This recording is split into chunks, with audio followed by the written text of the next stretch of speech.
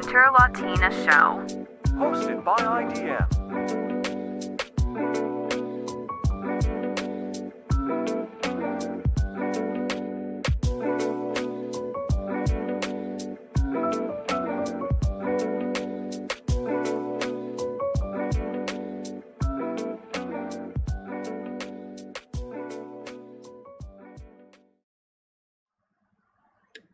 And we are live. Hello, everybody. Hello, Nina. How are you doing?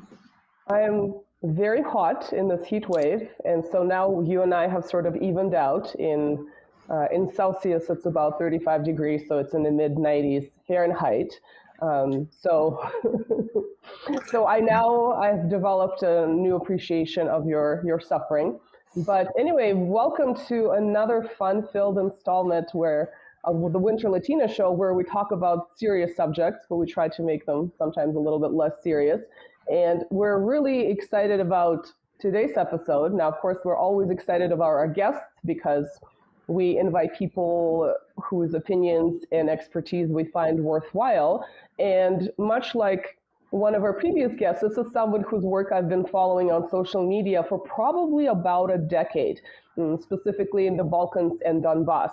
This is a geopolitical analyst and author, Nikola Mirkovic. He is a French-Serbian author. He, I believe, still resides in France. He can correct me when he jumps on. He has quite an illustrious background. I'll let you know about some of his work. He's a graduate of the European Business School. He is the founding president of the West East Association. And this is the work that I've been sort of paying attention to online because some of his humanitarian missions were in Donbass and still are in Donbass. So it's going to be very interesting to find out his direct in-person on-the-ground opinion about what's been going on in now the former Eastern Ukraine since 2014.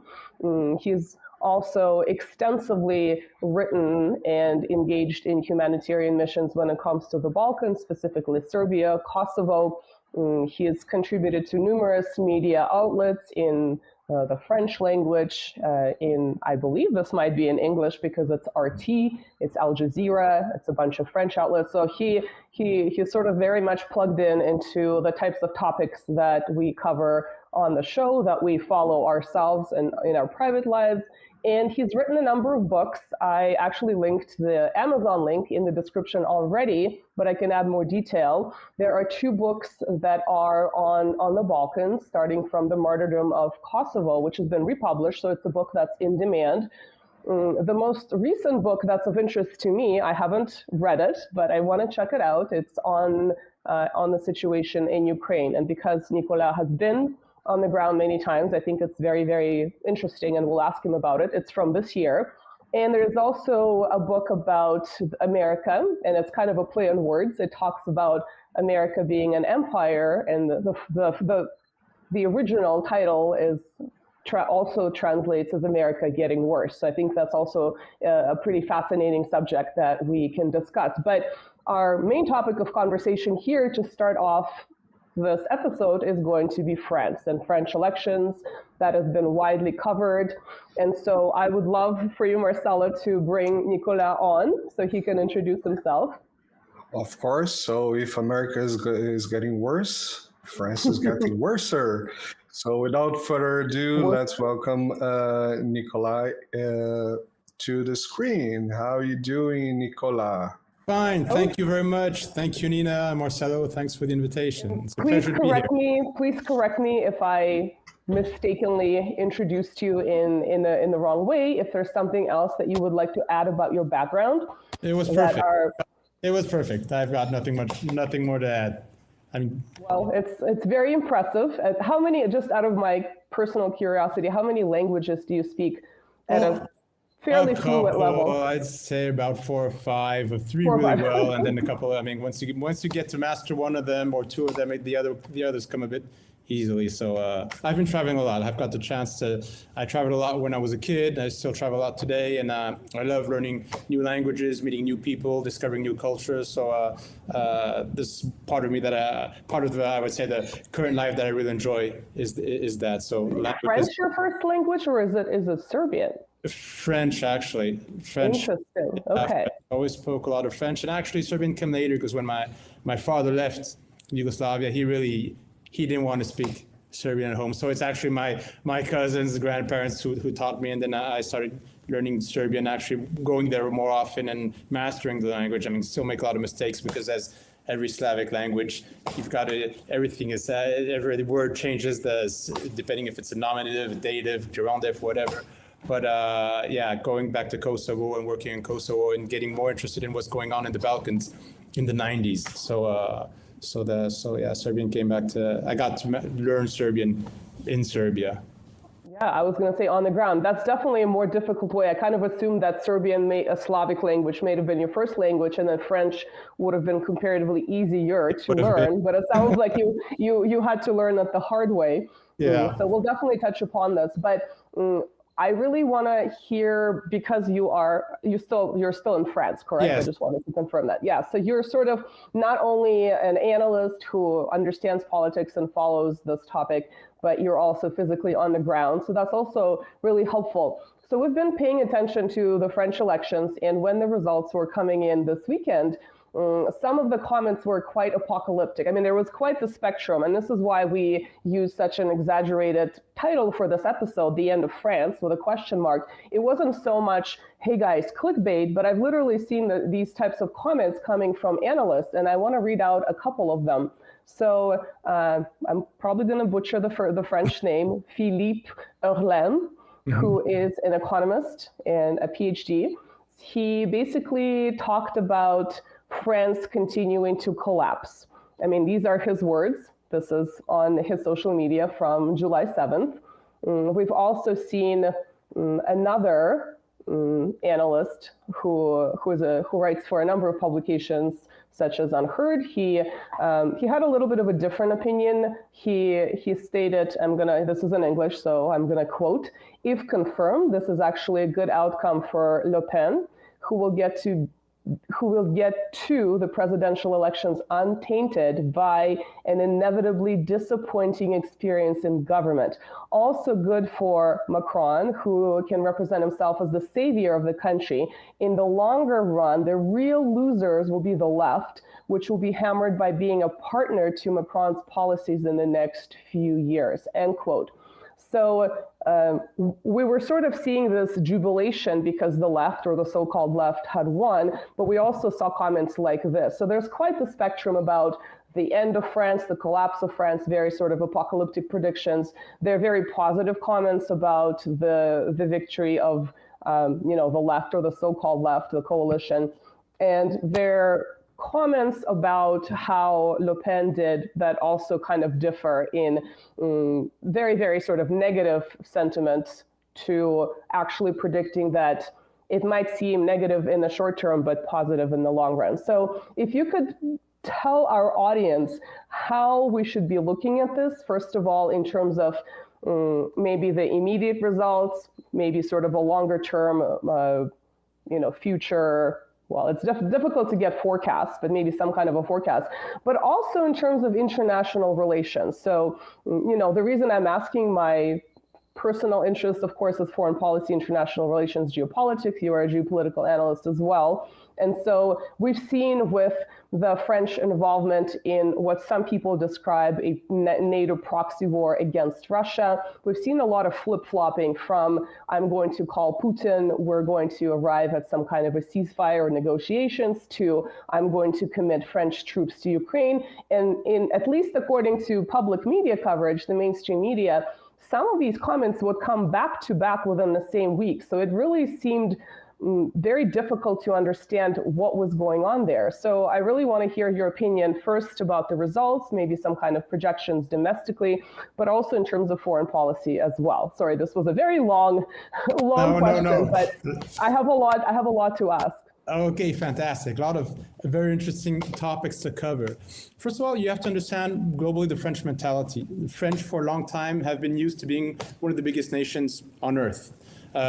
France had an empire, France had kingdoms, France rhymes with culture, it rhymes with language, it rhymes with religion, and France has left its footprint across, I would say, Western civilization and even world civilization, if you could call it that way, since it was created in the 5th century.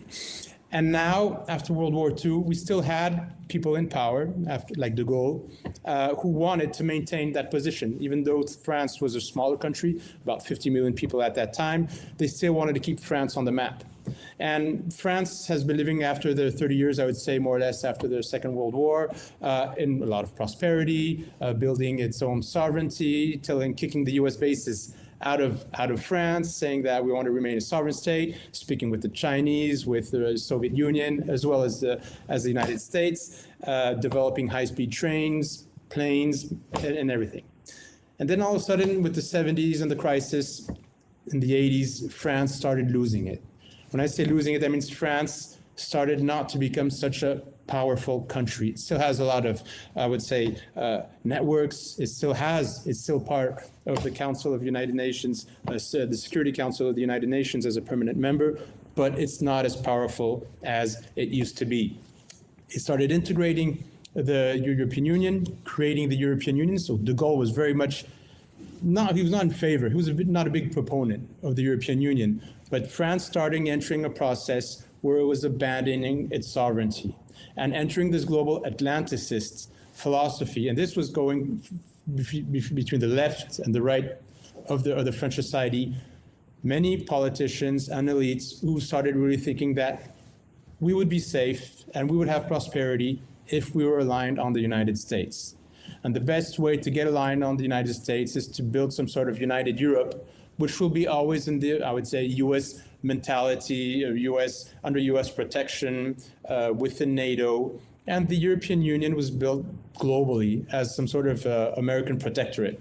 I mean, officially, they will never say this. Officially, the European Union was built for our own prosperity, to be a competitor, to not be too much influenced by the US. But the truth is that today we are a protectorate of the United States, and Zbigniew Brzezinski in the Great Chessboard says it bluntly himself, and many American analysts say the same thing. A lot of decisions we make here in France today or in other countries within the European Union, we first have to get the validation from Washington before doing anything. So we didn't see this coming.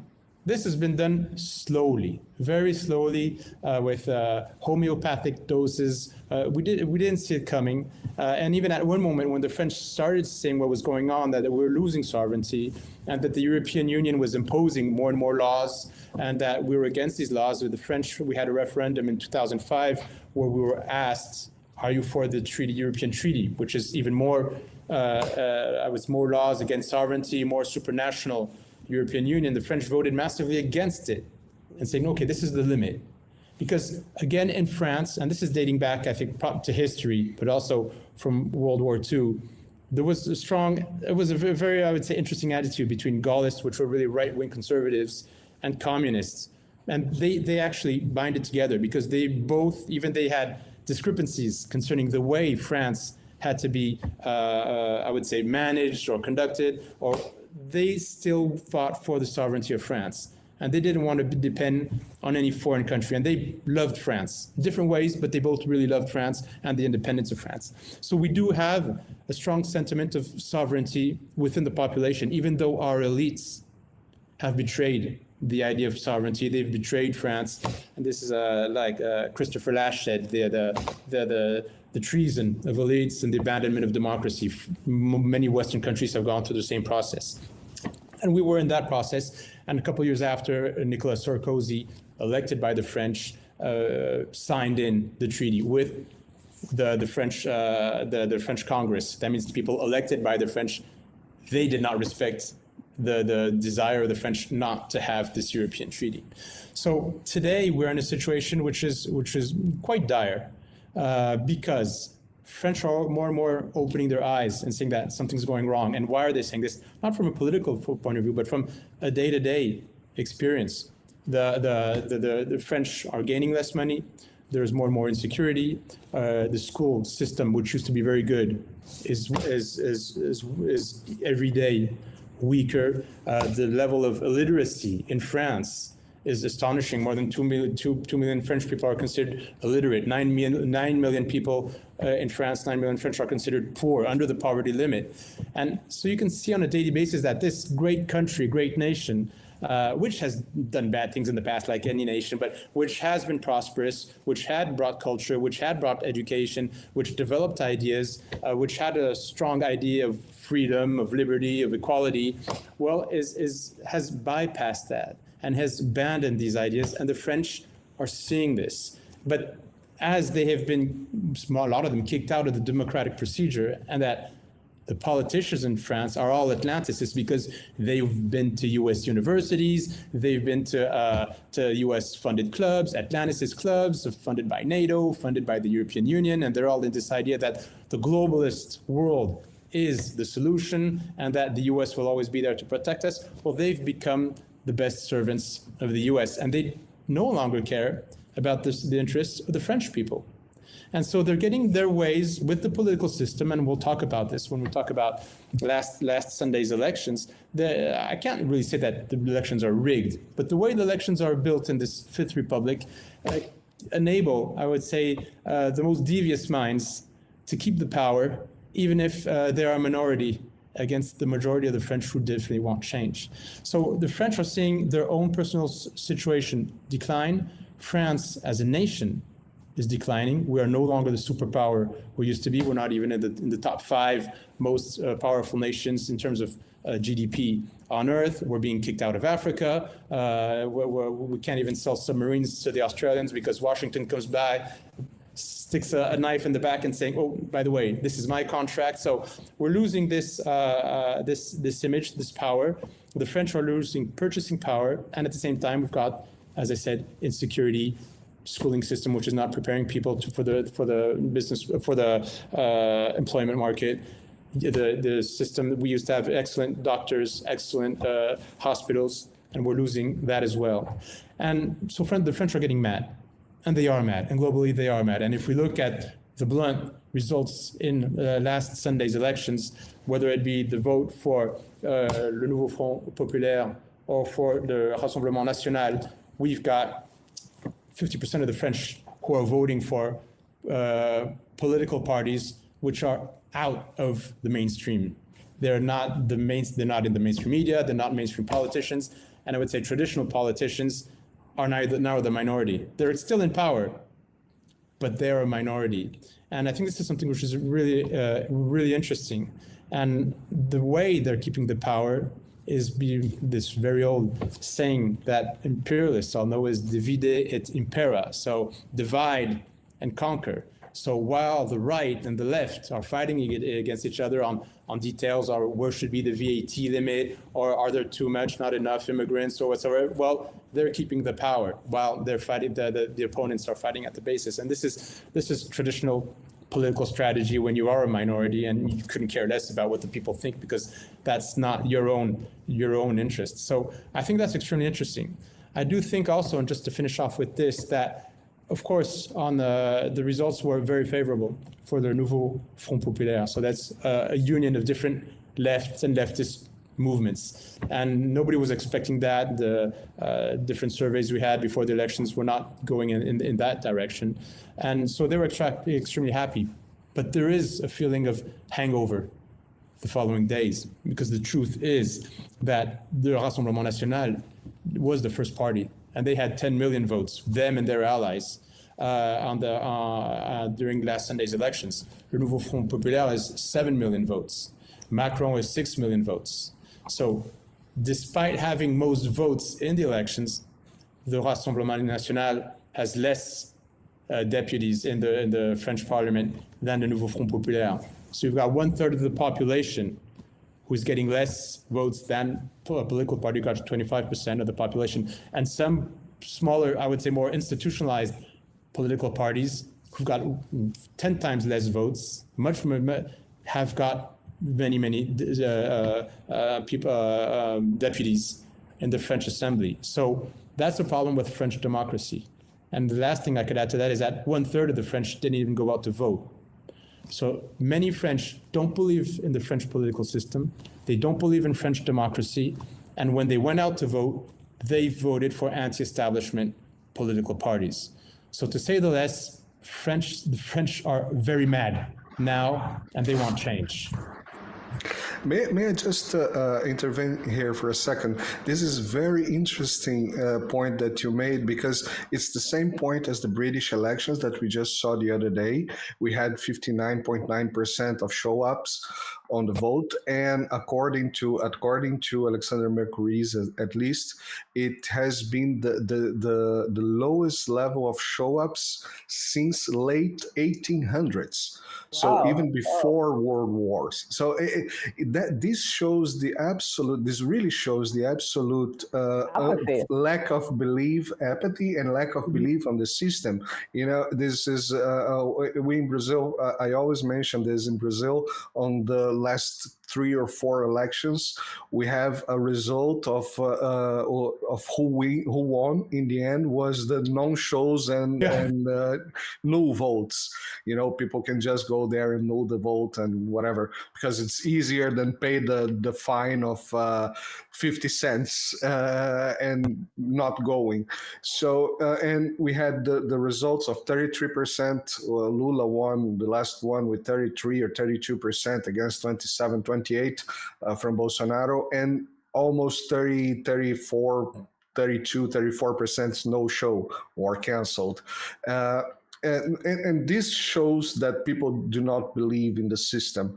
And one thing that also that you mentioned that is extremely important, that is more or less the same thing that happened in Great Britain, was that the result was completely screwed up in the last minute.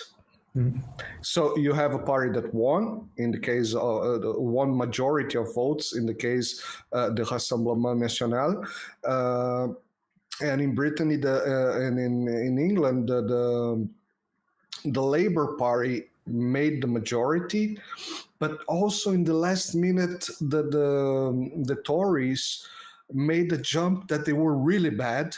And, you know, Boris Johnson came back from vacation and one day before and made a big speech and, you know, grabbed a couple, always with the fear, you know, oh, if you vote for the Labour, the country is going to become commie, and or in France, if you vote for the far right, we're going to become, you know, moustachists or whatever. And this is a completely unfunctional society, in my view. And I'm come from a country that is unfunctional, so I know a little bit of what I'm talking about. So, but there is a caveat there, which is the French people. And that's one thing that I wanted to ask about the temperature of the French people, because, you know, the British, they grab a couple of tea or whatever. The French burn cars. Yeah. We've got to deal with the insurance companies. No,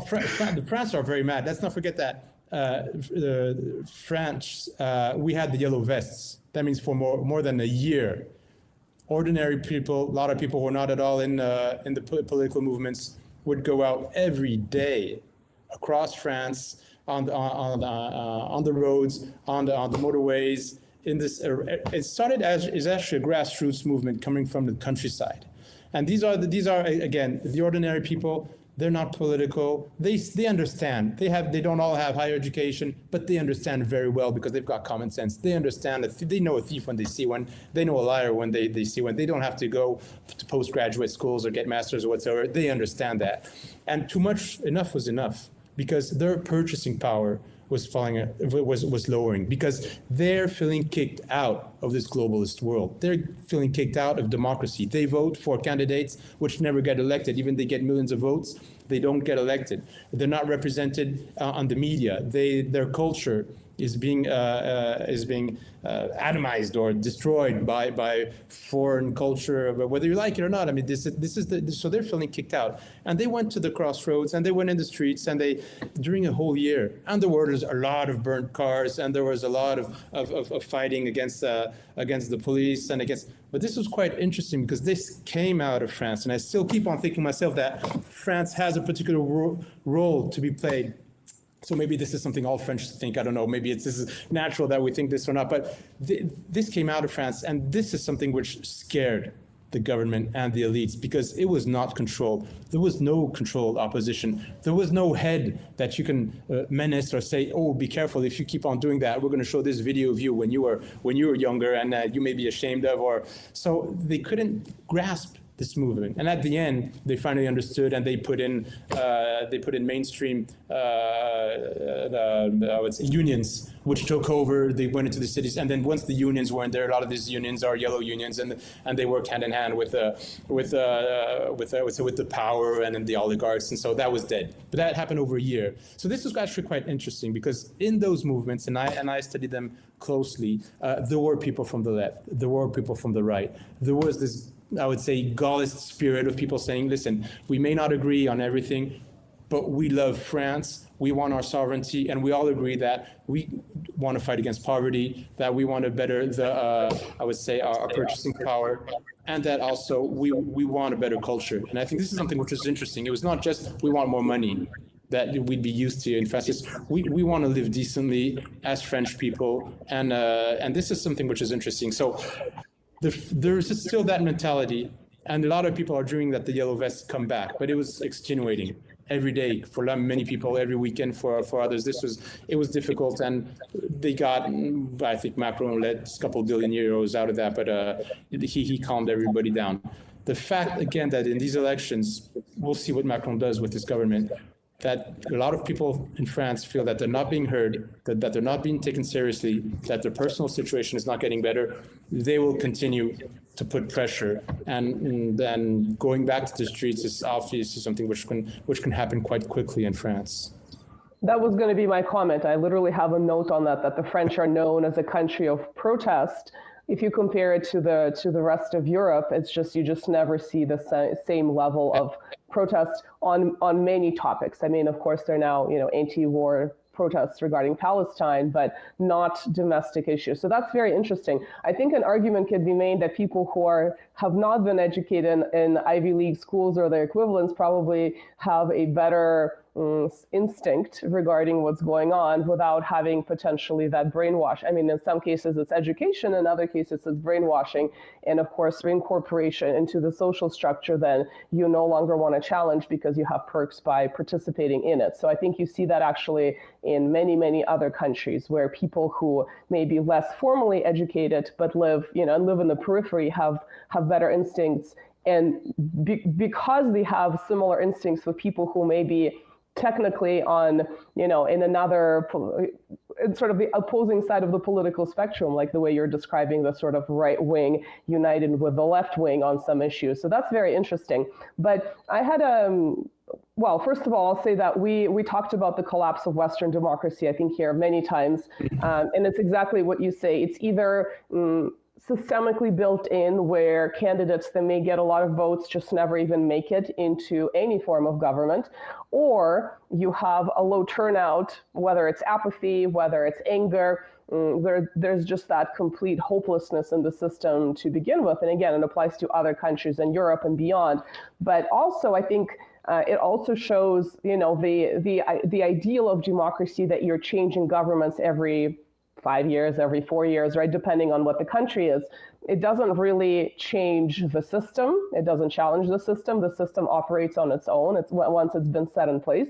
And it sort of negates the argument of some of these other leaders in Russia and China, et cetera, that have been in power for much longer, because changing people in the same chair without changing policies and kind of pursuing the same trajectory that many perceive as being detrimental to their respective countries changes nothing. And it's no wonder that people are feeling apathetic about the state of modern democracy, because they seem to realize that their voice that is always promoted as your voice matters, perform your civic duty, this is the most important thing you'll ever do. Nothing ever happens, and it happens in every election cycle. And I think it's very interesting. But I wanted to ask a very specific historic question. You might just provide a very quick clarification. Whether de Gaulle or Gaullists, people who were aligned with him, was there more of an opposition to the precursor of the European Union or NATO? Or do you think those were pretty equal initially? Both. So post-World War II, both equally? Yeah, both equally. De Gaulle definitely didn't want the European Union because he thought it was really unfair that all of a sudden the French had to forget what the Germans did after World War II. And the US said, listen, the best way to get back on a peaceful path with the Germans is to forget about it, to create World War II. And de Gaulle, he was a military. He did not forgive the Germans, and he did not want this European Union because of that.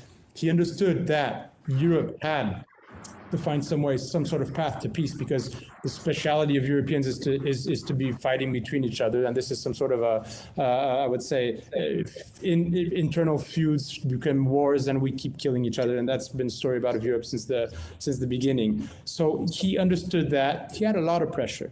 There was a lot of pressure by the United States, who was saying, you want Marshall Plan money? You've got to go forward with the European Union. You want me to forget the debt you've got in France?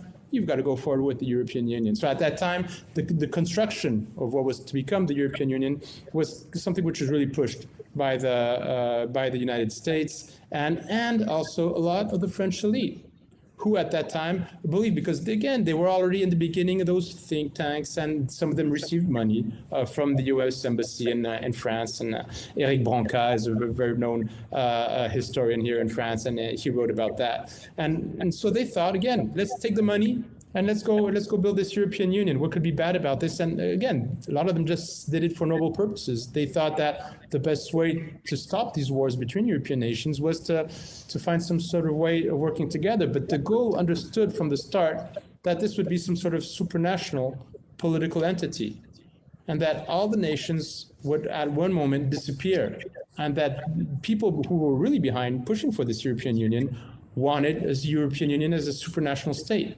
with no more nations, with no more people. And he fought dearly against that. And that's why also he fought against NATO. I mean, France stayed in NATO, but he wanted to be out of the integrated command, because he understood very well that in NATO, France would just be another army depending on the US army. And he didn't want that. De Gaulle did not celebrate the débarquement, the arrival of the British and the American in Normandy, because he considered it as a second invasion.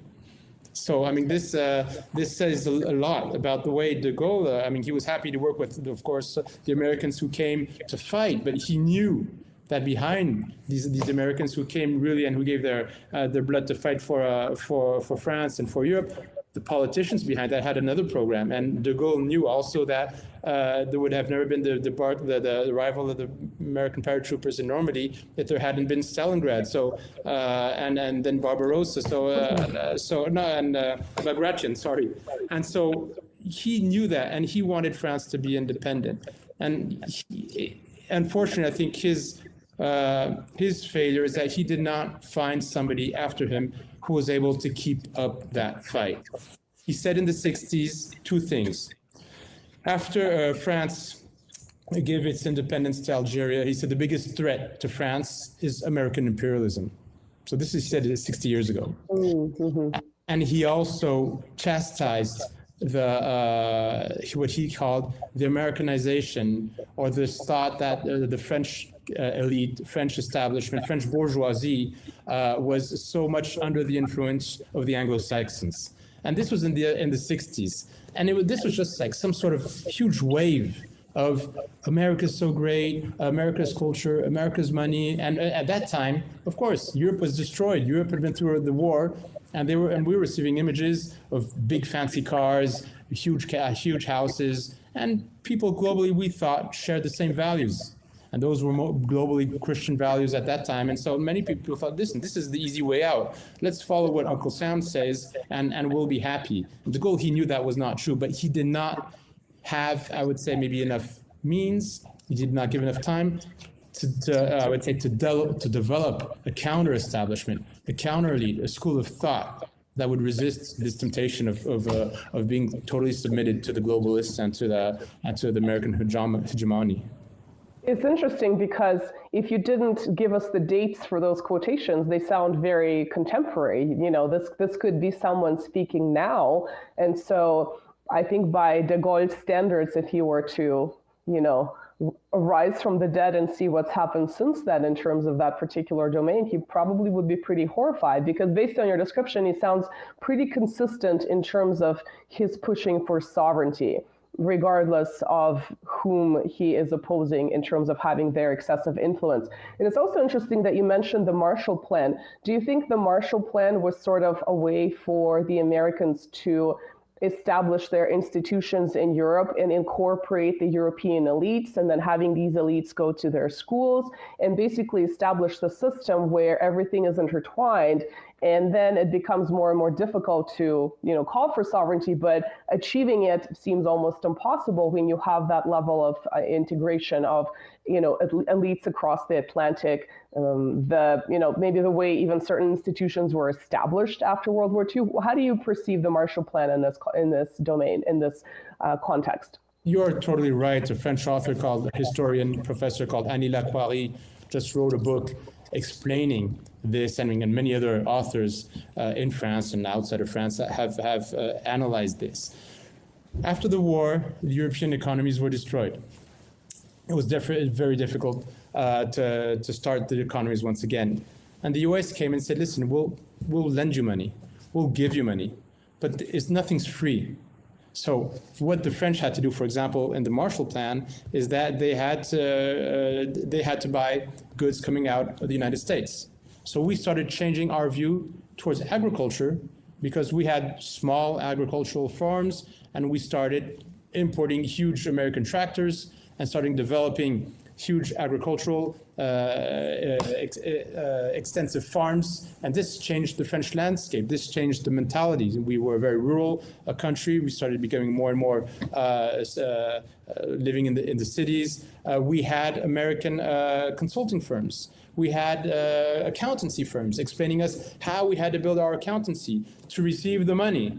We had these consultants, and these consultants, they took people coming out of the French universities, out of French business. They brought them to the US, and of course they only showed the sunny side of the US, how great American corporations were. And the US after the Second World War they had, as I said, I think 40% of or half of the world's wealth and 6% of the population. So for many people coming out of the ruins of Europe, this was a fantasy. They said, listen, we want the same thing. We want stability, we want peace, we want 2 cars, a TV, a refrigerator. We want to wash our hands just by turning on faucets. So this was a dream for them, but that had a price. So France gradually had access to that, and the other European countries. But at the same time, we had this very strong influence from the US, which went to the extent whereby the Blooms-Burns agreement, we had to show US movies in our theaters.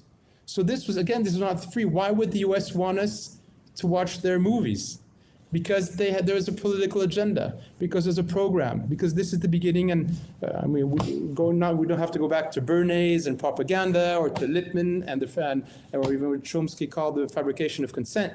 But progressively, we started to become American. We started living like American. We started dreaming like Americans and wanting the same thing. We wanted a bit of that American dream as well. And this came through the Marshall Plan. And the substantial help that the US brought, which was not at all free, it was to help us build, I would say, to put part of Western Europe. And if the US had succeeded, they would have put the socialist and communist Europe under the same plan. They proposed the Marshall Plan to communist countries as well. They understood very well that if we depended on them for money, for political stability, then at the end, we'd be caught in the trap. We'd be caught in the net, and this was a long-term process. And now we're over it. We've been trapped. The goal to understand that, but that Marshall Plan was I would say the very devious plan, very efficient plan for Washington and those who wanted to keep Western Europe under their thumb. That definitely, this is something which worked for the U.S. and curbed the sovereignty of European states. It's interesting because very recently we talked about the famous graph in France, 1945 to the 90s, right, the early 2000s, that talked about the biggest contribution to victory in World War II in Europe. Starting, the initial stats were, designating that victory mostly to the Soviet Union, but presumably because of Hollywood propaganda, I mean, the way you described it was very interesting to me, that statistic decreased and the United States had their greatest role, 40, 50, 60 years later. So I think the power of propaganda was definitely being recognized back then. But the interesting thing about the Marshall Plan is when I personally looked at some of the statistics, it seemed that, yes, it did give that necessary push, but the majority of European recovery after World War II was done by Europeans themselves. So it was not this savior of Europe type of plan. It was just this little push. So in my opinion, the Americans got more out of that plan than the Europeans, who, yes, they did have the recovery, but it was mostly their own doing. So I think I'm not sure how many people today recognize the fact that they themselves did it in Europe with a little bit of help, that necessary edge perhaps. But I would like to shift gears a little bit now. And you mentioned NATO, you mentioned being on the ground in the Balkans. And the thing that struck me the most about your biography is that you describe yourself as a human shield on the bridges of Belgrade during the horrific NATO bombings in 1999. So can you elaborate on this? It's such a visual and a really shocking description to talk about yourself in this way. Can you explain it, please? Listen, and I was like most people, just believing what I would hear on TV. Not so much. I'm interested in politics, but reading mainstream media and unfortunately or fortunately, I had to open my eyes in the 1990s with the wars in Yugoslavia because my family was concerned.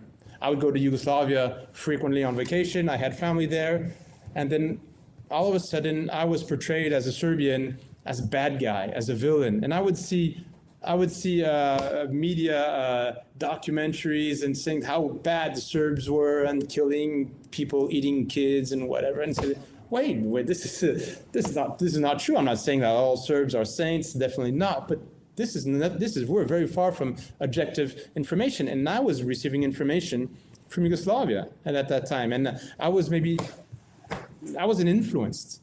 That was the big thing. So, I was trying to get information, try to understand. I was saying, how can we get to this situation where all of a sudden we're only talking about war? And this was my concern. I was saying Europe was built for stability. It was for peace. And that's what we were told in France. And all of a sudden there's an occasion to show that because Europe is so strong, because it's got strong foundations, and because it believes staunchly in peace and defending the people, that there is a problem in Yugoslavia, but they'll find a peaceful solution to get out of it. But instead of advocating this peaceful solution, the West, Brussels, European nations, and the US did everything so that the Balkan nations fight against each other. And I started discovering that progressively. And I was shocked because I never thought that Western countries could do that. I was really convinced that Western countries, that's why my father left Yugoslavia to go to the West, because he thought the West was democracy, the West was freedom of speech. And I started finding out by reading both sides, hearing both sides of the story, that we were warmongers, that we were fueling war between brotherly nations. I'm not saying that the situation between Croats and Serbs and Bosniaks was always, and Albanians, was a long-standing love affair. but they're very close nations, and finding a solution was possible. I mean, Serbs and Croats probably speak, the language is the same, the food is close. I mean, there have been strong fights and terrible things done between both, but there was a possibility, and we were going for war. And in 1999, all of a sudden, with no validation whatsoever from the UN Security Council, with no reason whatsoever, NATO, which is a defensive organization, and I thought really NATO was here to protect us, they bombed Serbia illegally, totally illegally, and nobody said anything to any. There were no sanctions against any NATO member. They bombed illegally Serbia, and they bombed. I mean, the fighting was in Kosovo in 1999. They bombed Novi Sad, Novi Pazar, Belgrade. They bombed towns which had nothing to do with the fighting, and so. That was enough for me. And at that time, I had already read enough literature to understand what was going on. So I went as a human. There's nothing much I could do, but at least to defend my family and to show that I was really against this, I went on the bridges, different bridges of Belgrade as a human shield to say, listen, I mean, to show the Serbians, I mean, not everybody in the West is a warmonger, and to say, listen, this is crazy. So as NATO was bombing, again, NATO was bombing bridges, they bombed maternity, they bombed energy facilities. They were not bombing the military. And so again, so nothing happened. I mean, while I was there, they didn't bomb the bridges on which I was there, but this was very strong for me. This is, I said, I have to do something. It's not much, but either I could just say, okay, let's go to something else. My life is okay. I'm getting out of it. Okay, tough time for the Serbs, but they'll make it. They've made it before. So I didn't want to do that. And once I went on the other side of the Rubicon, then that for me, that was over. It's okay, now I'm not gonna shut up until the end because this is really unfair. We had innocent people getting killed. We had people fighting against each other for other people's interests. And to what results? The Balkan today is one of the poorest regions of Western Europe. There's a lot of corruption. There's a lot of crime. A lot of people are dreaming of going to the West. Again, there's no prosperity. And believe me, unfortunately, there's still a lot of hatred between the countries. So despite all these bombs, these billions which were spent in the Balkans, the US and NATO have not brought peace to the region. So after that, I said, okay, I'm going to keep on studying these regions. But at the same time, when I go there, this is my personal opinion. So this is the way I approach this topic. And not everybody has to do this, but this is the way I approach it, is that if I'm going to go to a very poor region, I have a difficult time just being as a tourist, or just even if I'm analyzing, even if I'm reading, if I'm discussing. So I tried getting a bit of help. And we built quite a big organization for Kosovo called Solidarity for Kosovo. Today, over 12,000 French give money to the Serbs and the minorities of Kosovo. So we've developed that a lot.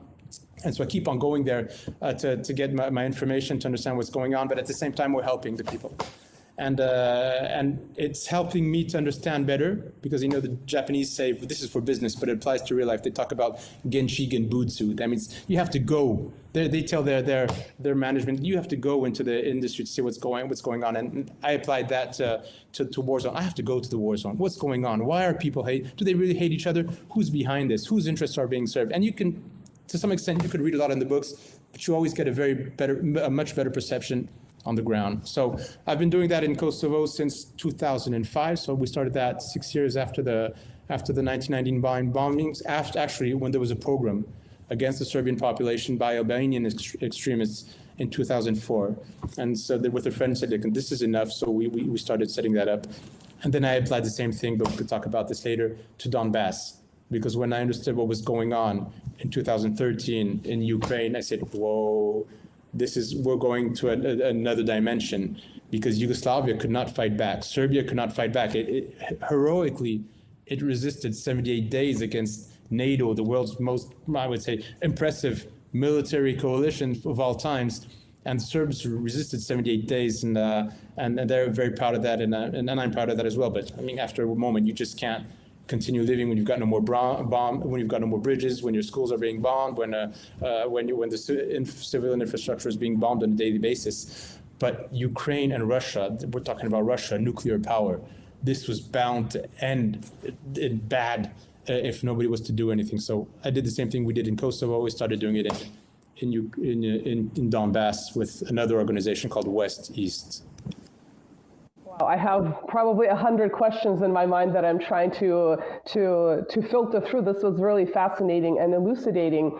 And we've had other analysts on this channel who physically been to these places, making a similar parallel between Donbass and the Balkans, and also, of course, that nuclear component that is different as compared to the former Yugoslavia. But my initial question is, when you were there in 1999, how did the Serbs perceive you? Did they perceive you as a foreigner or as one of theirs? Or did they kind of recognize your dual identity in this way?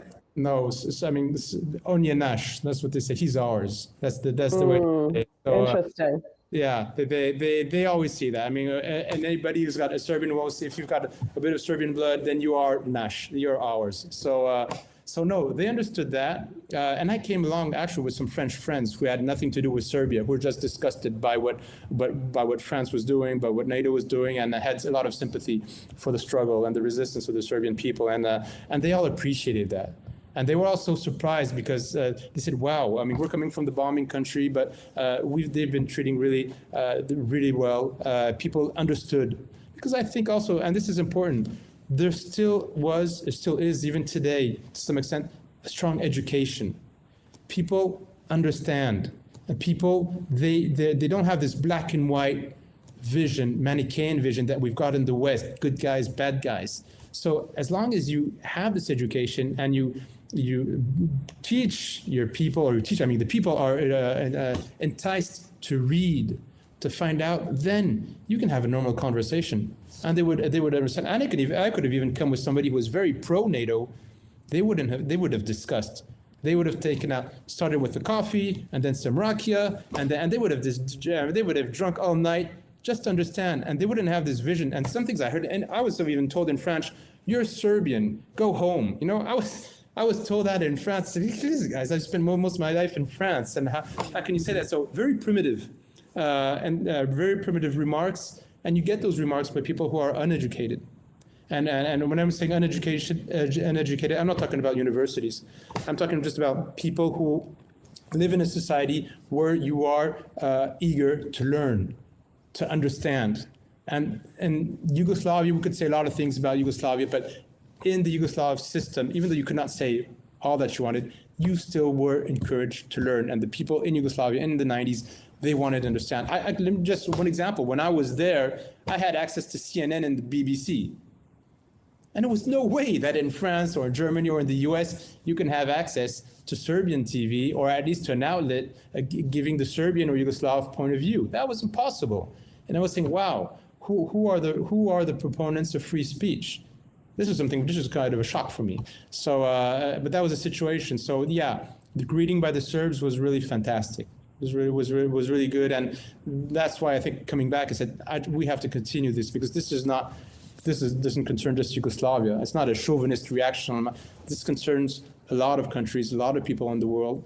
And when you read through Bloom, I forgot his first name's book on the American Empire, Killing Hope. And he lists all the wars that the US and NATO have waged across the world. This is terrible. And I found out that what happened to me, because I was directly concerned because of my family, this happened in Africa, this happened in South America, this happened in Asia. And I didn't feel concerned, so I really didn't care. But once my eyes were open, as I said, then it was too late. I wasn't going to close them again. It sounds like what you're describing, that positive welcome, is just this basic ability of being able to differentiate between a people and their government that seems to be lacking in the West, but seems to be very much alive, I think, maybe in the so-called Eastern Europe as well. So would you say the NATO engagement in Yugoslavia, the former Yugoslavia, is sort of the moment of disillusionment for you? Yeah, definitely. That was too far. Even the 1990s war was difficult. I was born Yugoslav, I had Yugoslav documents, and then all of a sudden my documents are worthless, and the history of the country and all that. So I was, quite proud to be Serbian. It's okay. And I did think actually in the 90s, okay, maybe this is better for us. But going through the history books and discussing with the people in Bosnia, Croatia, and Slovenia, I said, wow, maybe, we had a nation of 20 million people. I'm not saying that it was ideal, but definitely splitting up the way it did through war, pushed by the US, by Brussels, because they wanted to send a message to Russia and they wanted to send a message to the rest of the world that the Cold War was over, that there was one winner, and that if you disagreed with that, because that was Yugoslavia's, I would say, fault, that it was the big grievance from Belgrade, was that they did not want to be aligned. They just said, okay, listen, if you guys want to enter the European Union, go, or European Economic Community, go. I want to be in a non-aligned country. I'm independent. And well, the Atlantic said, no, there's no place for independent countries in the world we're building. In this globalized world, there's no place for you. So if you don't abide, you'll be destroyed. And so, and that was, for me, definitely an eye-opener. And I think this is the crucial point where in my life I said, okay, we cannot tolerate this, because this is going to end bad if we continue like this, because this is the stuff empires are made of, and we know how empires all finish off. So we have to stop this before this gets out of hand. So if you wanted to recommend a single book that people could start with on the Balkans, which one of your books would you recommend to our viewers? Listen, it's in French, it's in Spanish, it's been translated in Spanish and Italian for our Spanish-Italian friends. It's Le Martyr du Kosovo. That's the martyrdom of Kosovo. And I just give the history of the region. And I don't want to get too much in a chauvinistic position, because Serbs obviously defend the Serbian vision and Albanians have another vision. But I try to be objective as possible. And reading, I would say, a lot of people are historians who don't think like me. And I think that's the best way to attack a subject, is by showing that you've got a view of what's being said on both sides, because at one way or another you'll have to build a bridge.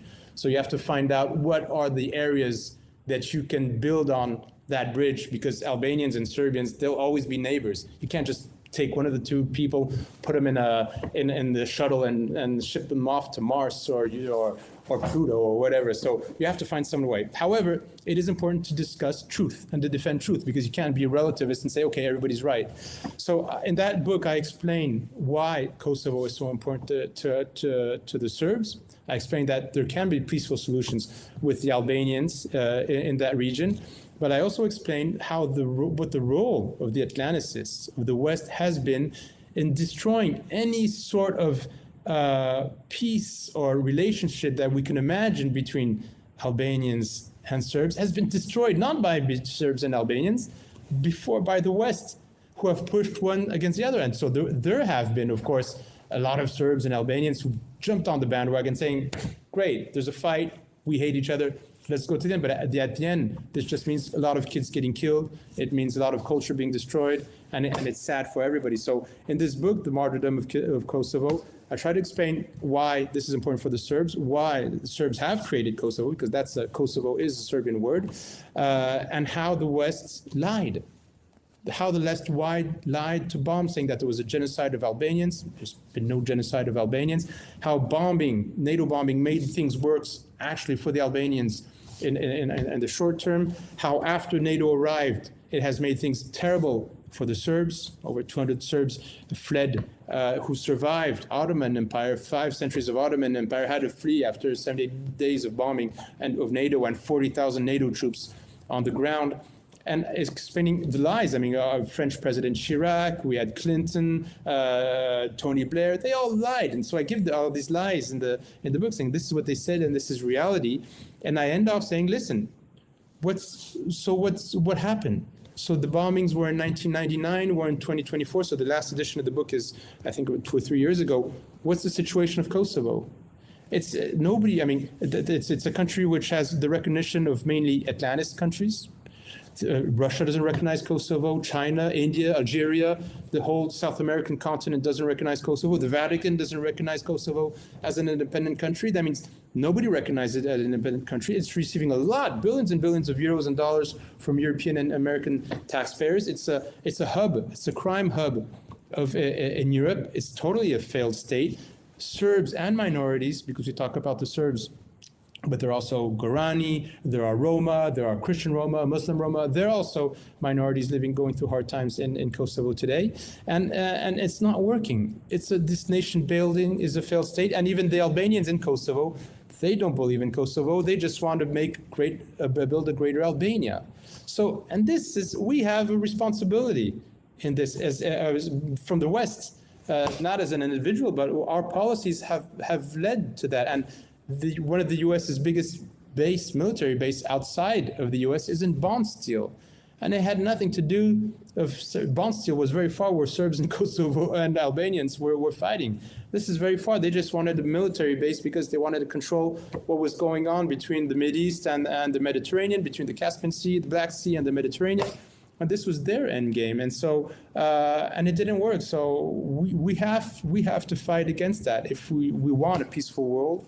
It's not always going to be easy. And I don't have a angelical view of mankind like Rousseau had in the end of the 18th century, but there are ways of finding peace, discussing, negotiating, and taking into consideration the interests of the people who live in a given region. And in any case. So that's why I try to explain in the book. We have to cut the umbilical. It's not an umbilical cord, by the way, but or it's a reverse umbilical cord if you want. But we have to cut this relationship with Atlanticism, which leads to wars, which leads to hatred, and which leads to a lot of people suffering. It's shocking to learn that NATO's policies resulted in worse conditions for the Serbs than the Ottomans, because that's definitely not what I would have imagined in my mind. I really want to hear about your experience in Donbass and whether you can draw some kind of parallels between your experience in the Balkans, because it seems like you're framing that conflict almost like as a proxy war, both in the Balkans, possibly in the former Eastern Ukraine. The involvement, obviously, of that confrontation between Russia and the proverbial West that in my opinion, Russia wasn't really seeking, because it's really been trying to sort of stall this incoming steam train for quite some time, and it was unsuccessful in this sense, which is why the conflict escalated in 2022. But you've been on the ground, so I'm really curious what your impressions are, both as a humanitarian, but also as a geopolitical analyst. Yeah. Well, listen. Yeah. Sorry, Marcelo. We're going to talk about Ukraine now. I thought we've been talking about Ukraine for the last 20 minutes. Yeah, might as well take out the names, and it sounds like you might as well be talking about Ukraine, which is very telling. I can just cut and paste this part if you want to make it short. You can. To some extent, what happened in ex-Yugoslavia was some sort of pilot for what happened after that in Ukraine. And it's the same method. I mean, that's why I established in the book in Kosovo and my other books is there's a pattern the U.S. goes through before they attack a country. And in this pattern, when I started seeing what was going on in Ukraine, it was the same pattern that the U.S. applied in Yugoslavia, which was the same pattern the U.S. applied in Nicaragua, in El Salvador, in Iran, in Iraq, in Vietnam, where you've always got all of a sudden a country with which the U.S. or the West is going to be getting along with, and then that country all of a sudden takes a political stance on something which is important for the U.S., but it's mostly important for that population, that people, and all of a sudden that president becomes a dictator, the people become warmongers, haters, and then there's also all the manipulation, the media manipulation that we start seeing in the West. So Slobodan Milosevic or Gaddafi are fine. I mean, when they're signing deals with Western corporations, but all of a sudden when they start saying that they want a distinctive money for African nations, or that they want to start selling their natural resources in euros, all of a sudden Gaddafi, let's go saying, okay, he's the bad guy, he kills people, and he's setting Viagra to his soldiers so that they could rape whatever they can find in Libya. I mean, and this is true. I mean, this is actually Hillary Clinton said something, said that precisely. And all this pattern is the same. And at the end, just to go through that pattern, it ends up after the media lies, there's manipulation. Like there was no genocide in Kosovo. There were no weapons of mass destruction. There was nothing going on in the Bay of Tonkin in Vietnam, contrary to what the U.S. Marines said. So there's all these lies and manipulation. And at the end, it ends up with U.S. military arriving on location with their NATO buddies. And after that, Western U.S. multinationals, which come up to rebuild the country with either Western or East taxpayers' monies, or exploiting exploiting local resources. So when I saw that pattern develop in Ukraine, with all of a sudden these people going to the streets demonstrating, and maybe there was some of these people were sincere. I'm not denying that, but they were demonstrating, and I knew, because I was following what was going on in Ukraine, and I had been to Ukraine before, that a lot of these organizations were receiving money from Brussels, from the US. So this was not grassroots. There was some direction given from above. All of a sudden, Yanukovych, who was fine as long as he was signing a contract with the European Union, and he was a friend, and he would be invited to the West, and he would receive all the best, I would say, the best greeting that he could. Everything was fine with him. But all of a sudden, when he said before, I just want to sign this partnership with Russia, then mayhem broke out. And mayhem broke out because he was going to sign a project with Russia, which would have brought dozens and dozens of billions of euros or dollars or whatever, rubles even more, to Ukraine, to build, to help the economy, to build jobs, to help the Ukraine was at that time, and it's even worse today, the poorest country in Europe. And so it's very bizarre that people will go to the street after the signature of a contract, which is going to bring so much, and Europe and Ukraine and Russia are so close for historical reasons. It would be crazy that they would do this. And then all of a sudden, Yanukovych became this bad guy. So he is a Russian puppet. He was fine the day before, but right after that.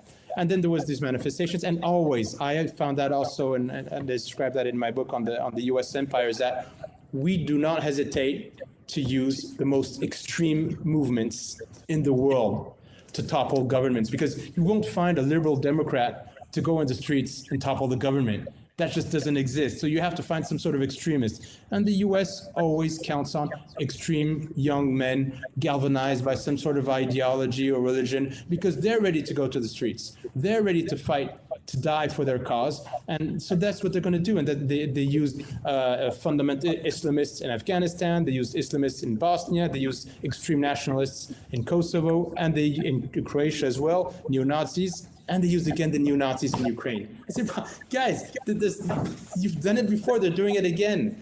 And of course, just for these groups always disappear once the dirty job has been done. Either they're sent to the front line to be used as cannon fodder, or they disappear. Maybe some of the bosses, they enter the government and they forget their past, and those were errors when they were younger. So this was the thing. The playbook was just open. And when we had in 2014 the coup d'etat, because it was a coup d'etat, I said, okay, the US is going way too far, the EU as well, and Russia will not accept it, because this means that we will have an anti-Russian, I would say, country on Russia's border, and nobody could accept that.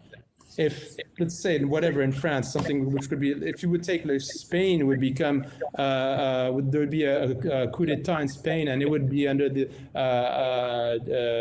ISIS, for example. France would be extremely scared. They would say, we can't tolerate this. We don't want ISIS having missiles on south of the Pyrenees. We don't want them influencing people in France. We've got to do something. And no country can accept a neighbor country, which has an ideology which is oriented against yourself. And the idea behind this coup d'etat was to transform Ukraine into an anti-Russian country. And a lot of the proponents of the Maidan said that they wanted even to forbid the use of the Russian language, which was the lingua franca of Ukraine. It's the only language that all Ukrainians spoke more or less to get along. And in the east and the south and in Kiev, it's the language everybody spoke. And I was in Kiev and I was in Donbass in 2010, and a lot of people spoke Russian. So this was bound to end bad. And when I said that, okay, I'll do as I did in ex-Yugoslavia and in Kosovo. I went in 2014 in Lugansk. I went to Prvomaisk to discuss with the people, to understand what was going on. And I gathered some goods in France, a little bit of money, and I bought food, because a lot of the people, it was war. And we went to Prvomaisk. This was on the front line, and people were fighting. And a couple blocks away from where I was, you could hear the machine guns and all that. And people would come out of the cellars. And they would come out of the cellars because they knew, because I had contacted people who contacted people. It was all quite crazy, but they came out of the cellars like not like animals, because this is a degrading image, but I felt a lot of pity. And I definitely didn't think I would see, I didn't even see that in Kosovo or in Yugoslavia. Yeah, it was tough. People would get out of the cellars and they go back in, and they lived in buildings where there were humongous holes from missiles that the Ukrainian army sent on them. So I came back to France, and my idea was at the same time, the same as I did in Kosovo. Listen, this is what I saw on the ground. Why isn't anybody speaking about this? This is terrible. Before 2022, there were 14,000 people killed in Donbass, 30,000 or 50,000 people wounded, over 1 million people displaced. These are migrants nobody talked about, and most of them went to Russia, by the way. And nobody was talking about that. I even brought a young boy and his mother in 2017. I got them to come over to France from Donbass. And the young boy, he got shrapnel in his back, and he was paralyzed from his waist down. And I brought him to France, and I said, since France doesn't care about the war in Donbass, I'm going to bring the Donbass war to France. And I called the media, and I did press conferences, and I asked them to interview this mother. Why are you not talking about what's going on in Donbass? A lot of the mainstream media didn't come, and those who came, they didn't talk about it. And I said, why didn't you talk about this? They said, well, but my editor-in-chief doesn't want to talk about this. I said, you guys, this is going to become a major war if we don't do anything. There are Minsk agreements that we're not following. France is not doing anything to make sure that Ukraine and even Russia or even the Donbass do something for peace. And they have relationship with Russia. They could discuss. If they're not doing anything, you must understand that the way things are going now, if we don't do anything to curb the violence, then it will get out of hand. And they didn't care. And the only media which were interested were alternative media. So a lot of alternative media, they came and they spoke about it because they were interested and they understood that something was going on. So to make a long story short, I've been there every year since, except COVID, where I was not allowed to go anywhere. And just to do the same thing, to get the information on the ground, bring humanitarian aid. And when I bring humanitarian aid, I never say, are you for Kiev? We never say, are you for Kiev? Are you for Moscow? We just want to help people who are suffering. And that's the aim of our association, West East, is we think that Europe is one big civilization. We've got differences. We've got a common culture coming from the Greeks, coming from Christianity. There's room for minorities, but we have to defend what we are today. And definitely wars can only drag us down, especially in this multipolar war. We've got countries with incredible development. And so we're, as we said at the beginning of this discussion, we're getting erased from this planet because we're not taking our own destiny in our own hands. So we try to help the people get back to peace. But I wrote, of course, and since Kosovo, have been discussing a lot with universities, with journalists, with media, to share this information. Say, okay, how can we find a solution? How can we avoid this? And when after 2022, all of a sudden, I started getting much more spotlight on my works because nobody in France was saying this is going to get out of hand. And then all of a sudden, people saying, oh, wow, maybe we might be going toward War 3. Guys, you've been saying this for 10 years. Why are you only waking up now? So. Better late than never. But this is I think it was very interesting on my side to confirm, unfortunately, that we have free speech. So that means I can go to the local pub and say whatever I want. I could discuss with my friend and say whatever I want. But I don't have access to mainstream media, or rarely, sometimes once in a while, because maybe the trainee didn't do a good job trying to find out who I am. I get invited, but usually it doesn't last so long. But it confirmed that unfortunately in the West, we don't like discussions. We don't like debate. There's a narrative, there's an agenda, and we have to stick to that. And the pundits that we see today, the pundits on mainstream media, most of them, it's easy to find on internet, paid, either through NATO organizations, American or Brussels lobby firms. And so there is no real debate. So again, we're getting back to propaganda from Bernays. We're getting back to the fabrication of consent. And this has just proven to me that, I mean, I'm on the right side of history. I may not be right on everything, but definitely if we want free speech, and if that's important, we have to fight to get it back, because that's the first path to peace. Yeah, I think that's a depressing way to get validation for your predictions. Yeah. And we've had other guests on this channel who've also been to the region and who've made similar predictions and who've received similar depressing validations, and no one was paying attention until 2022. And of course, in the beginning, it wasn't perfect, but there was some media coverage coming from the mainstream. And then I think as the Minsk agreements were implemented and the fighting did die down, it didn't completely die down, the living conditions were still horrible. I'm pretty sure you were one of the only Western or at least European humanitarian organizations who continued to travel there, because I didn't really see much coverage coming from anyone else, because they said, well, this is a frozen conflict now, we're just gonna let it go. And it's really, it's definitely commendable that you continue to pursue your work, because you realize that this isn't the end. Marcelo, do you have any questions? And I see we have a lot of comments. I don't know if you've seen any that we haven't covered in this amazing conversation. There are a lot of nice comments. We come back just after. I have this question that is, it's kind of bugging my mind now. We have seen these fiasco elections in England, and then again a fiasco election in France.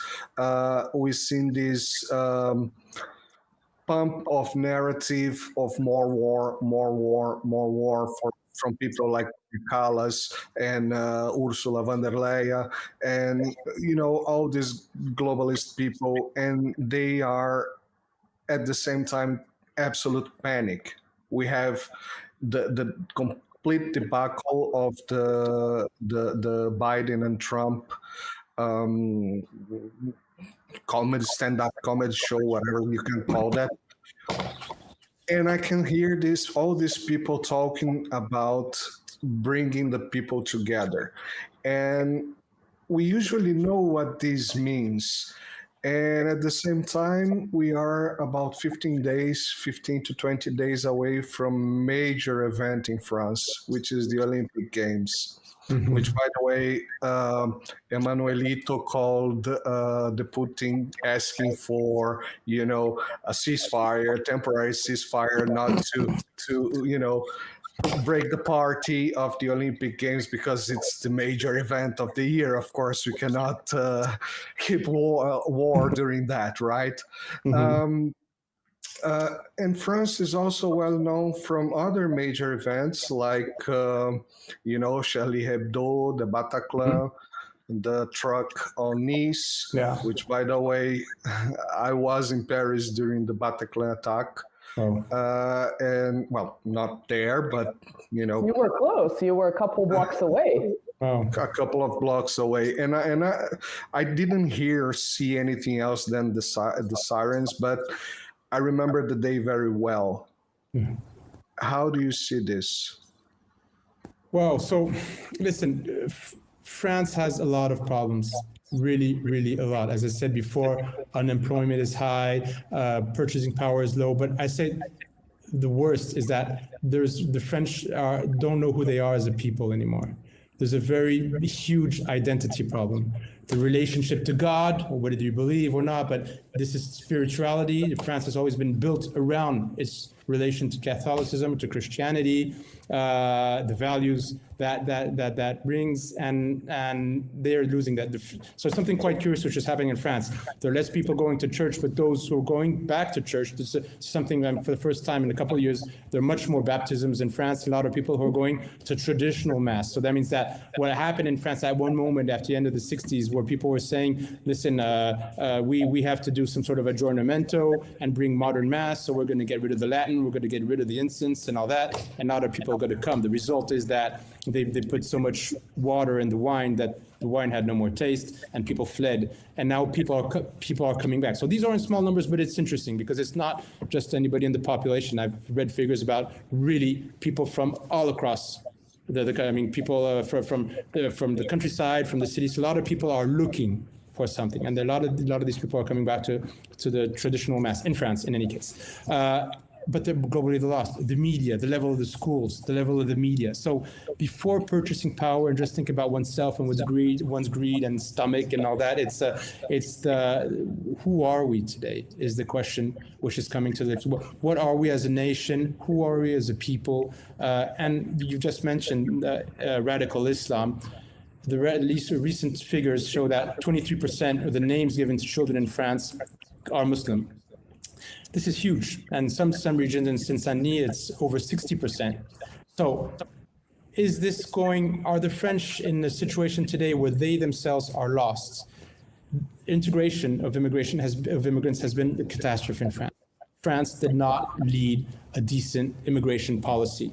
That means that they brought a lot of people over for cheap labor, but they didn't prepare anything so that these immigrants would learn the French language, appreciate French culture, learn French history. And if you don't do that, then that's Europe-wise, by the way. That's Europe-wise. Except in Switzerland, I saw Switzerland doing a very good job. Decent, I will not say it's perfect, but much, much, much better than what you see here in Italy, for example, or in France, in Portugal. That's good to hear that sometimes some countries understand. I mean, how conduct a proper immigration program. So in France did not do that. And at the same time, so what a lot of these immigrants do, well, they reorganize their own societies in France. So they build parallel societies. And now we've arrived at a stage where parallel societies, if it's concerning one street in your city or a little part of your town, I mean, you don't care, okay, so this is Chinatown, this is Algeria town. But when it starts representing 50% of the town, and when some of these people start saying, listen, we're the majority, we want to impose our own way of seeing society. That means we don't want to touch a woman's hand. We want separate bathing lanes in the swimming pool. We don't want to eat pork. We don't want to eat this and this, that. This is becoming a problem. So this is getting out of hand. And France doesn't know how to tackle this. And they're just putting mainstream politicians, they're just putting the problem under the rug, saying there's not a problem. But we've had riots. Last year, we've had more and more riots. There's some parts of the French cities where the French police don't go. And so French are fighting each other between the left and the right. The immigrants are taking a look at who are these crazy guys? Why did we come to this country? And they're saying, well, we're strong enough today, and there's enough of us to build our own counter societies. Because, I mean, if you guys don't want us, and we didn't do anything to integrate them, and we didn't do enough, that's for sure. They, at the same time, did not do enough to integrate. I mean, it's not a black and white scenario as well. Both that makes we didn't do a good job, and a lot of them, because I don't want to put everybody in the same basket, but a lot of them didn't do the effort necessary. I mean, I've lived in a lot of countries. In every country, I try to learn the language, adapt, and if there are no-nos in some country, I just won't do it. So a lot of these immigrants didn't do that. So on both sides, and now they're building their own counter societies, saying, listen, we don't want to. So all this is fueling hatred. All this is we've got all the ingredients to have more than a Molotov cocktail. This is a implosion of society. And we could talk about anomia, where that means there's no more anything binding the people in a country. I mean, we don't have anything more, we have less and less in common, and everybody's individualistic, trying to defend himself. So if that's the situation, then why should I be paying taxes for somebody who's fighting against my society, who doesn't agree with me? And so this is fueling such a sentiment. And again, Marcelo, you're right. This is across the Western world, and at the same time, we're having very bad economic results. So all this are I would say, this is a highway to either a civil war or a destruction of what France used to be. It's not easy to find. I'm working on a new book on France, and at the end, I want to try to find a solution. And I said, wow, this is mind-boggling. I don't know how you can find a solution, how the West can find a solution to this situation. Should you give away bits of land? So you cut out the country, saying, okay, the leftists, you go there, the conservatives, you go there, and the Muslims, you go somewhere else. I don't know. This on paper, of course, is a bad idea, but how do we get out of this without fighting each other? Because force and domination is just in the DNA of mankind. So this is the history of men, and it's saying that, okay, we will no longer have wars, we will no longer fight, is false. And I've seen this myself in Yugoslavia. I've seen it in Donetsk a couple of years before the war broke out in Donbass. Ukraine was organizing the Euro of football, which is going on in Germany now. So nobody would have thought that there would be a civil war. And I never thought as a kid that in the 1990s, there'd be I used to go to Croatia on vacation. I never thought that my cousins would be fighting Croatians that used to be my friends. So this can happen very quickly. So how can we find a solution to get away from that? And now is definitely when there's nobody in the political spectrum who's got some sort of program or plan to gather the people around some sort of common idea, because at the end, France is not just a question of values, it's a question of identity. Who are we, and are we ready to live together? And because you can have French from the left, French from the right, but if they all agree that they're French and they want to live together and build something together, okay, then they're French and we just fight this out as we've always done between us, but at least we stay French. Now we've got people who are just so apart politically that you don't see how they can live together. And I think this is something which is extremely dangerous for Western countries globally. Yeah, I think it's exactly it. When you have this social atomization due to late stage capitalism, due to the rise of postmodernity for various reasons, the collapse of religion, there's no longer a very strong identity in these countries. And it's across Europe. Again, I'm not in Europe, but this is how I perceive it. And so when there's no more strong identity to integrate these immigrants into, then it's really not surprising that they would be creating these parallel societies, because why should they integrate into this complete relativism? Yeah. It might be more challenging to integrate some people into a country with a strong identity, but at least it's possible, where people are encouraged to learn a language, perhaps incorporate into other socio-cultural norms.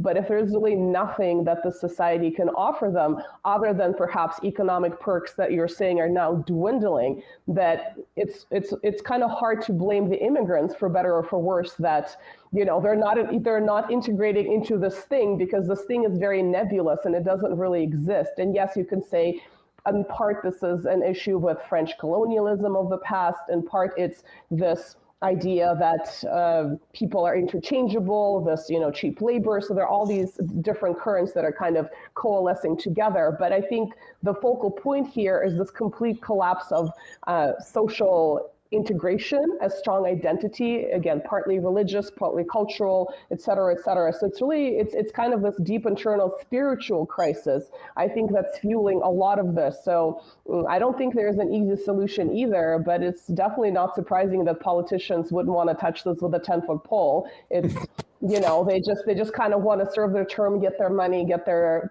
perks of having a particular social status, and basically be like, maybe Louis XIV. It doesn't matter if there's a, was it he that he said if there's a flood after me, it doesn't matter. And translating into après moi le déluge. Exactly. So it's kind of that kind of mentality where there is this perception of a coming collapse, or at least some further social disintegration, but no one really wants to tackle it because it's too difficult a subject. And you'd have to answer very difficult question about yourselves before you even address issues with immigration and, integration within the EU and kind of more practical things. So yeah, it's a little bit depressing. Marcelo, did you see any comments? Are there any questions? I see a lot of compliments for you, Nikola, but I'm not seeing any specific questions. But there's a lot. Well, there was really a lot of compliments, and this last answer from you was extremely important for our Brazilian audience, because it's very hard for a Brazilian to understand that. The country of Brazil was formed by miscegenation, so basically mixing people. And so basically, if you go to Brazil, nobody cares who you are. Nobody knows if you're from somewhere different. And it's extremely interesting to see how all the ethnicities and all the religions go along together at the same place. And there is not even a sparkle of tension, nothing. It's, of course, you're going to have, crazy you have everywhere, but it's not something that is breaking a society apart. This is I have a series of programs that I'm trying to build on the channel, trying to go through that a little bit, even to explain to the Brazilians and to think about solutions for Europe, because I live here, so I don't want it to break apart as well. So yeah, there was a very interesting question in the beginning that I lost. I think I know. That's what I'm trying to scroll through, and like I said, lots of compliments to you and just commentary, but I'm not seeing questions. I'm just seeing. This one, I think the answer it's quite clear, but I'm going to ask anyway, just for fun. The question was if NATO used nukes on Yugoslavia. So they didn't use nukes, but they used uranium. Exactly, impoverished uranium, right. and tons of that, which goes deep into the soil. And there are a lot of, I'm not an expert on that subject, but there are experts who say that that depleted uranium has direct consequences on cancer. And it just so happens to be that Serbia has one of the countries with the highest rate of cancers. So is it linked to that? I don't know, but we do have prominent doctors in Serbia who have made that link. And in any case, I mean, why would the US or NATO use depleted uranium, even if there's a doubt that that can be leading to cancer? Because, of course, it's the civilian population who's suffering. And in this case, in Kosovo, it's Albanians, Serbians, Gorani, all the people together. They're all suffering from this depleted uranium, and it's and it was a dirty war. Most of the killed people in what was left of Yugoslavia in 1999 were civilians. And nobody was talking about, the atrocities of NATO, killing people, firing on a maternity. They even killed Albanian refugees. So they were supposed to defend the Albanians, and they killed, dozens of Albanian refugees. It was collateral damage. You know, the West doesn't kill anybody. They don't kill civilians. We do collateral damages. So and that was quite crazy. And NATO used those weapons, and they got out of it. This was easy. These were people in planes or in boats with their joysticks, testing out all their GPS material. This was also a great way for NATO and NATO countries to show their material so that they could sell it to the rest of the world. Look at what we bit the hell out of like Serbs. Ukraine today. And we like HIMARS and javelins and exactly. So they were just showing this off and killing people, making a lot of people suffer. And this was terrible. This was despicable. I mean, how can you at the same time you could do that and say that you're fighting for democracy, for peace? I mean, when you think about it, it's just total nonsense, and it's actually quite shameful. And I have met, actually, to tell you the truth, a lot of French soldiers who usually after they've left the French army would come to my conferences and they'd say sorry. I said, listen, don't say sorry to me. I mean, what you did was to the people who lived there, who suffered practically a decade of NATO. There was 99. The bombing was in 1999, but the interference of NATO was all during the 90s. And even today, there's still a lot of NATO people trying to coerce the Serbs to enter NATO and stuff. So say to those people, if you can do something, help our organization or go help the people over there, because but they said when we went there, we were told exactly what I was talking about, what we were talking about a couple of minutes ago: bad Serbs, eating kids, genocide. They were manipulated, and they felt so bad. And I think really a lot of them were honest when they were saying this, that they felt disgusted that they were used to achieve these Machiavellian plans of for 5-star, I don't know how many star generals who are just getting a kick out of using these Tomahawks and these F-16s and just beating the hell out of civilians crossing a bridge or something. And they were really disgusted. And I have met actually some generals and colonels who said the same thing. So maybe we can have this positive point that some people are opening their eyes, and this is actually quite important. I think today there are a lot of things which are easier to say than it was in the 90s. I felt I was alone in the desert and nobody could understand. if only more of them were saying this publicly and connecting it to the current conflict in Ukraine, that would make a little bit of a difference. But I digress. I'm a little bit of an optimist sometimes. But I think we've been going for a long time. This has been an amazing conversation. So please, Nikola, let our viewer. Do you want to ask something? Yeah. Do you have time for one last question? I've got all my time. Too here, and I find one very I'm interesting. enjoying it a lot. Yeah. Well, great. Thank you. So this is extremely interesting question. And by the way, Nina's pet arrived during I think the this is a sign of the stream has been going on for more than an hour and a half. This is like clockwork. Yeah. So this is probably going to be a quick one. So the question is from Hydra Operative, and he's just hailing Hydra all the way here. So can you feel the atmosphere?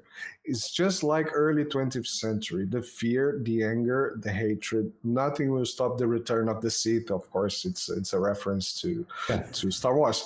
But I think it's interesting. I am doing a series of videos here in the channel. I started with Nebojsa Malic. I'm also had talks with Dragana Trivkovic, which we basically discuss more or less the same thing we discussed here today with you. So either the both of you know each other and have exchanged messages, or we're on the right path. And this is the series is named Prelude to World War. Yeah. And this is exactly what I've been feeling, the same atmosphere as historically we learn. So how do you think about this? What do you think about this question? Listen, unfortunately, I'm an optimistic, okay? So I always see, I have to remember that in the 14th century, France had Black Plague, there was no more papacy, and France was invaded, controlled by the English. And so there was the end of France, and France got out of it, and the 18th century was the French Revolution was quite terrible as well, and French got out of it. So I always keep on saying, okay, there's the solution, and even the Serbs, 5 centuries of Ottoman occupation, and they got out of it. But today, honestly, we have all the ingredients that we have seen in the past to war, and all this hatred, all this, the fact that this atomization of the society, and especially one thing which is important, and then I think that, and thank you for this question, is that we are totally indebted. We live on money that we don't have and that we can't reimburse. In France, the indebtment is over, I think it's 112 or 115% of our GDP. We'd have to work 1 year, all the French, for free, just to pay the banks. And in the coming years, the biggest budget we'll have to be paying is the interest. So at one moment or another, the bankers or the oligarchs or all these people are saying, okay, listen, nobody's going to pay us back.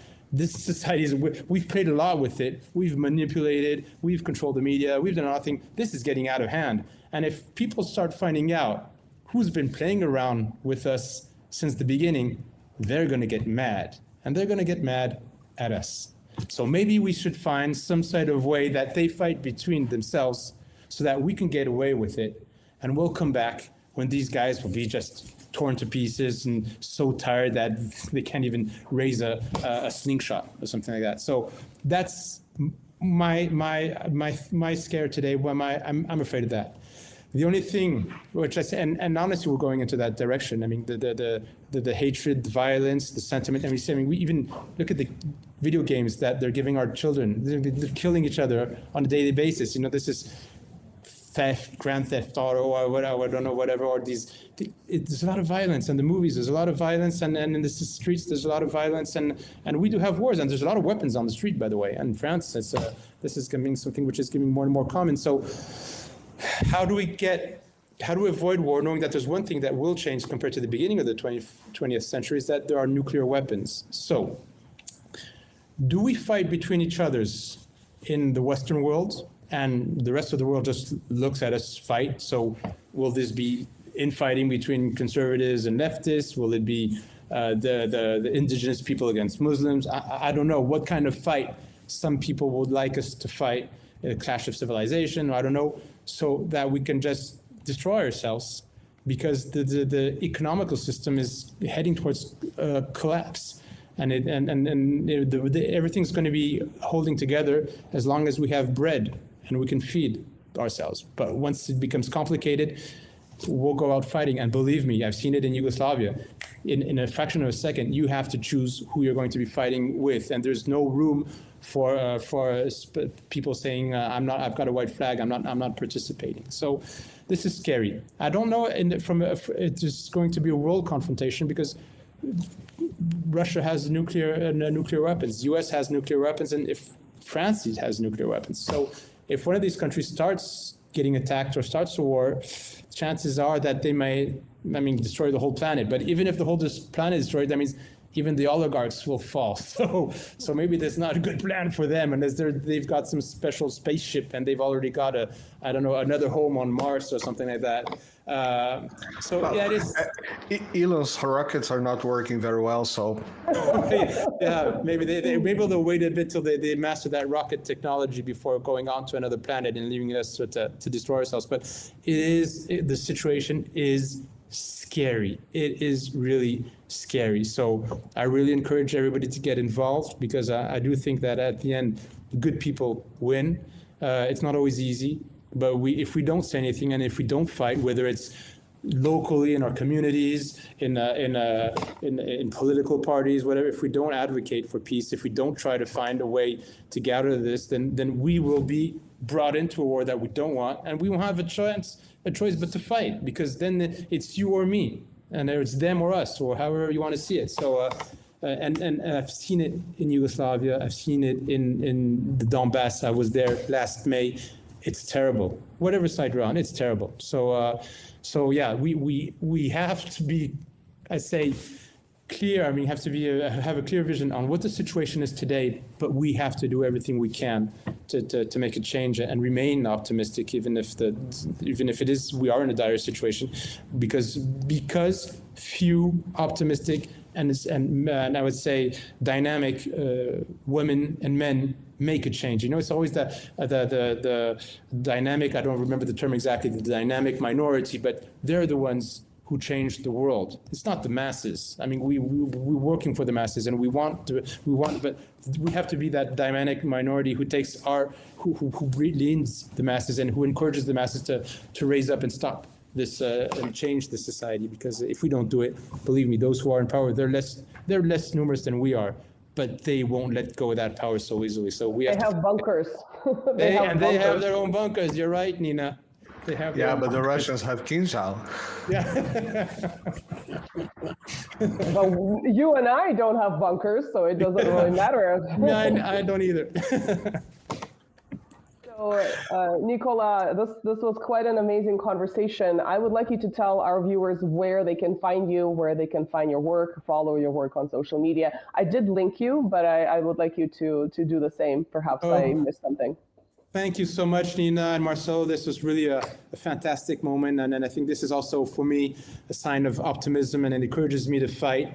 We're living in 3 different countries. We understand how the Western society is today, and I do think we agree on most of the most important elements. And it's just feels so good to be talking to people who are aligned, and that this makes the combat worthwhile, and say, okay, we're not alone. We're much more than we think. So, and I'd like to thank also the viewers who've taken their time and who, rather than watching some stupid talk show or whatever on TV, they're interested in their own future and taking their own future in hands. And so I'd like to congratulate them, because without you guys, we wouldn't be anywhere, and we're all in this together to make our lives better. And so this is important. If you want to follow what I'm doing, you could find me on Twitter. So my Twitter, just tap Nikola Mirkovic. So you normally should see my name, Nikola Mirkovic, Mirkovic on Twitter. I've just got the number 1 before, because we're several Nikola Mirkovic's, and it's the same thing on Facebook. Nikola Mirkovic, you can follow me on those. I'm also on VContact, and if those of you who speak French, Spanish, or Italian are interested in my books, or if you're an editor and you can translate my books into other languages, you could find my books easily on Amazon or on the internet. So and please don't hesitate to contact me.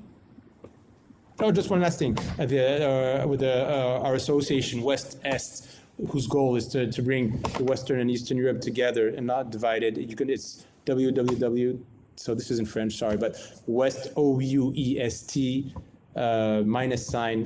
westest.org. Again, go on any search engine and you'll find West Est, and you can have information on what we're doing in between the West and Eastern Europe, not only in Donbass, but also in other countries. So there you go. And thanks a lot, Nina and Marcelo. This is really a very enjoyable moment. Thanks a lot. We'll just have to invite you back because you've like I said, I still have 98 of the 100 questions I've had in my mind. So if you're free, we'll definitely have you back. And I'll remember everybody that all the links are going to be on the description. I'll ask you to send me later the links so I can put in the descriptions. I'll copy the ones that Nina has. And remember to follow us on all social media. So you have the Nina Byzantina channel, as well as Twitter, Rumble, and YouTube, of course. Did I forget anyone? Oh yeah, of course you have the site, where you write your analysis, and the Buy Me a Coffee for Nina if you want to support her work. And remember, you can always support her work. You can now give me also. super chats here. Super chats. And do you have subscriptions in Twitter? Not yet, but yes, yet. I do have. No, I have subscriptions on Twitter, but not yet on YouTube. But we'll work YouTube. On it. Yeah.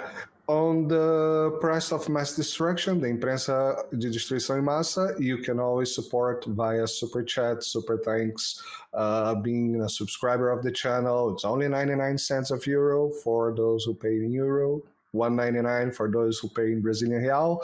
All our links are on the description. Vucontacta, Twitter, Odyssey, Rumble, Telegram channel, YouTube, of course, and well, so many of them. Oh yeah, Instagram and TikTok as well, where all of those guys have live streams at the same time. I don't know why I do that.